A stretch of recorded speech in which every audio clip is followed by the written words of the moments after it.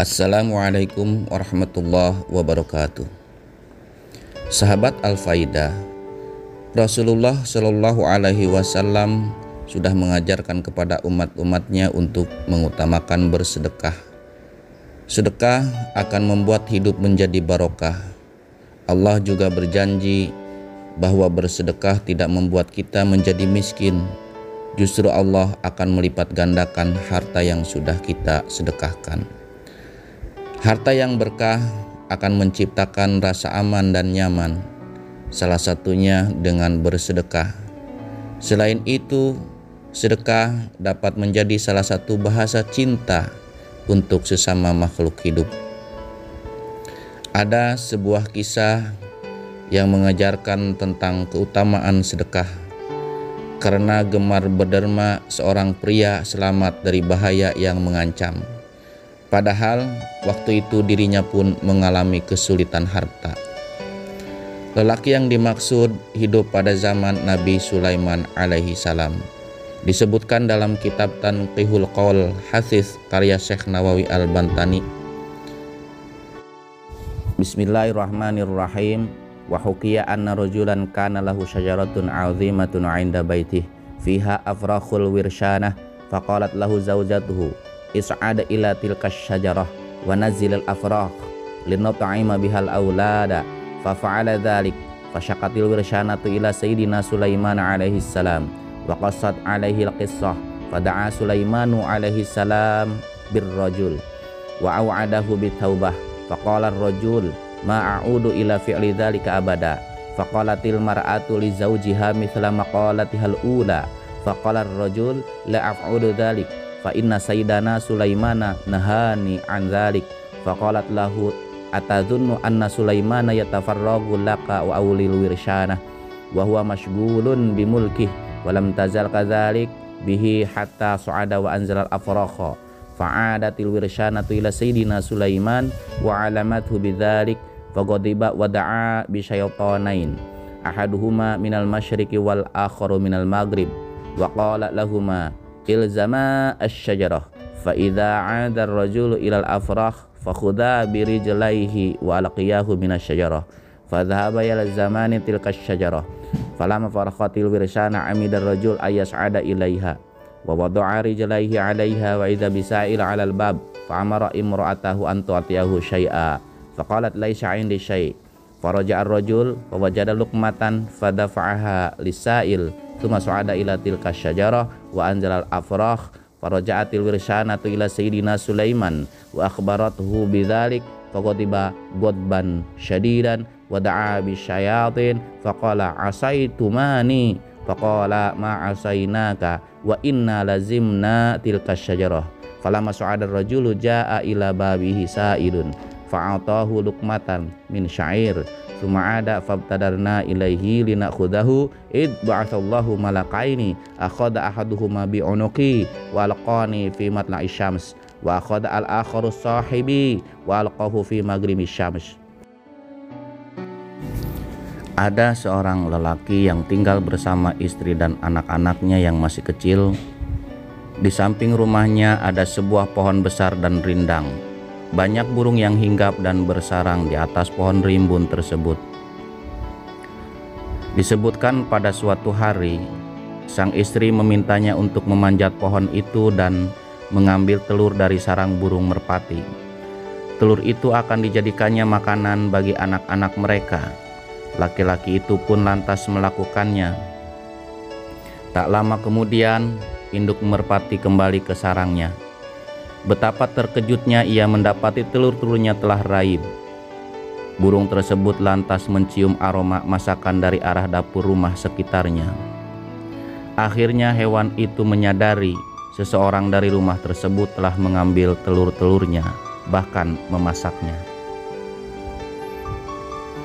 Induk merpati tersebut segera pergi untuk menghadap baginda Nabi Sulaiman alaihi salam. Sambil terseduh-sedan, sang induk menuturkan kejadian tersebut. Raja yang juga utusan Allah Subhanahu wa Ta'ala itu lantas memanggil laki-laki itu dan menyuruhnya bertobat. Setelah mengakui kesalahannya, Pria tersebut berjanji kepada Nabi Sulaiman untuk tidak akan mengulangi perbuatannya itu. Beberapa hari kemudian, makanan di rumahnya habis. Istrinya lagi-lagi memintanya untuk mengambil telur merpati di atas pohon.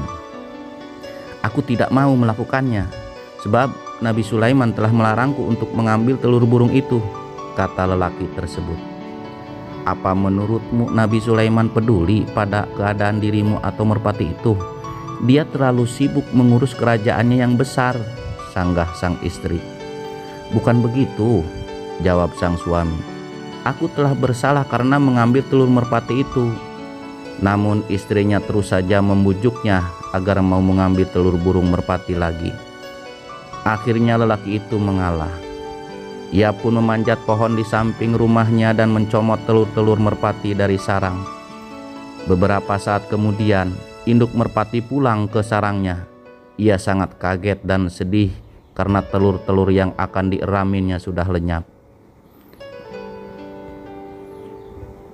Maka induk merpati kembali menemui Nabi Sulaiman alaihissalam untuk mengadukan kejadian itu.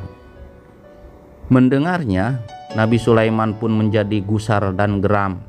Kali ini putra Nabi Daud alaihissalam itu tidak memanggil lagi si pelaku. Beliau menyuruh 2 setan untuk segera menghadap kepadanya. Satu setan dari kalangan jin itu berasal dari penjuru timur bumi, sedangkan yang lain dari ujung barat. Kalian berdua saya tugaskan untuk menjaga pohon besar tempat burung merpati ini bersarang. Begitu laki-laki dari rumah samping pohon itu mengambil telur merpati ini, kalian harus meringkusnya. Pegang kedua kakinya, jatuhkan ia dari atas pohon. Demikian instruksi Nabi Sulaiman. Kedua makhluk dari bangsa jin itu bergegas pergi. Demi melaksanakan perintah, mereka pun menjaga pohon itu siang dan malam. Beberapa waktu kemudian, burung merpati itu bertelur lagi. Saat sedang mencari makan, sarang di atas pohon itu tampak kosong tak terjaga. Melihat itu, lelaki tersebut segera bersiap memanjat pohon.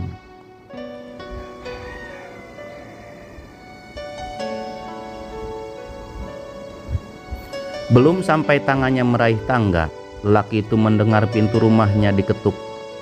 Ternyata ada seorang pengemis tua yang mendatanginya untuk meminta makan. Pengemis itu tampak sangat kepayahan, tubuhnya kurus kering dengan pakaian yang compang-camping dan kusam. Kami tidak punya apa-apa, maafkan ya, kata sang istri. Namun lelaki itu teringat ada sekerat roti yang tersisa di dapur. Itulah makanan terakhir di dalam rumah ini.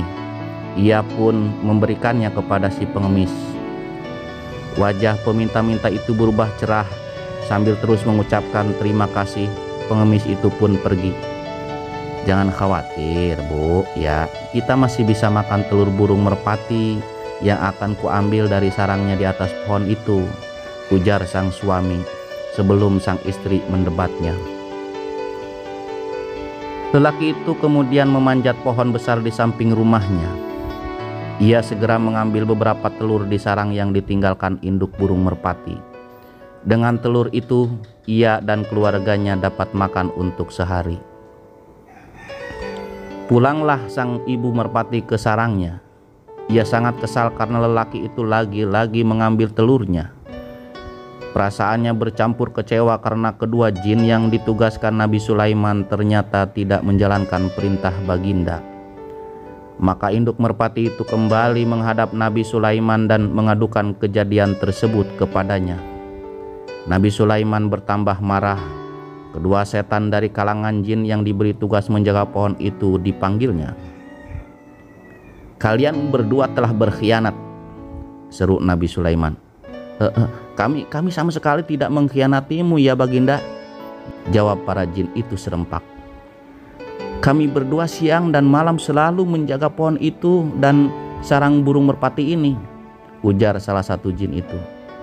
Namun ketika lelaki itu akan memanjat pohon, datanglah seorang pengemis mengetuk pintu rumahnya.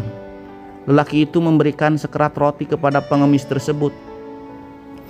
Begitu ia memanjat pohon, kami berdua hendak menahannya.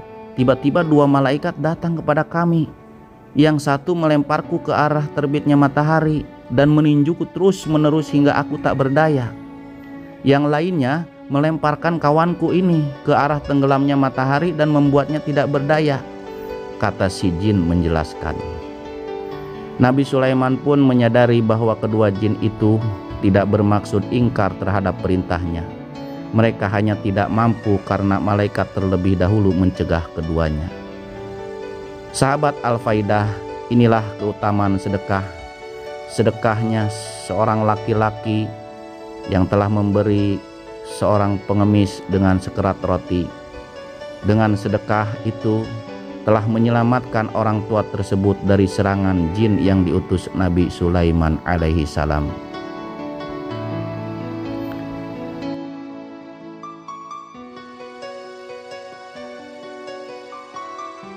Sahabat Al-Faidah, semoga dengan kisah ini dan dengan bersedekah akan memberi manfaat bagi kehidupan kita di masa yang akan datang dan membuka pintu rezeki seluas-luasnya untuk kita semuanya.